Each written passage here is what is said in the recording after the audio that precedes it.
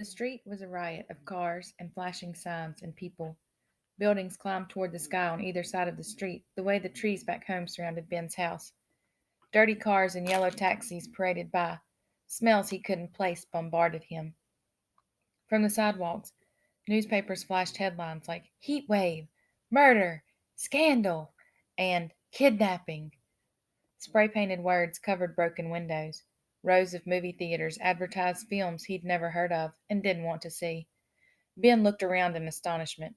Taking in all the colors and smells and movements, he felt like he'd fallen over the edge of a waterfall. He was sure he had never seen this many people in his entire life on Gunflint Lake. Everyone everywhere seemed to be a different color, as if the cover of his social studies textbook had come to life around him. A man in a tattered army jacket and battered pants lay along the curb, propped up on an elbow, his eyes closed. A little dog with skinny legs was between his feet. Beside them was a tin can with a few coins in it.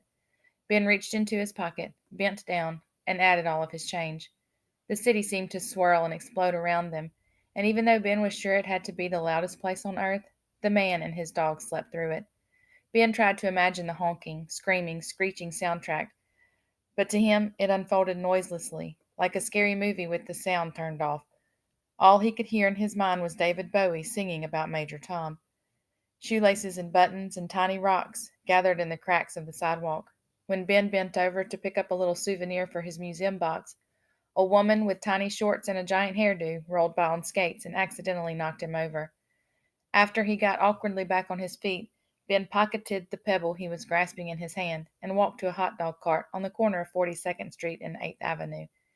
He had no more change, so he set down his suitcase between his legs and pulled out the cash from his back pocket. As he stood there counting the bills, a hand darted out from behind him.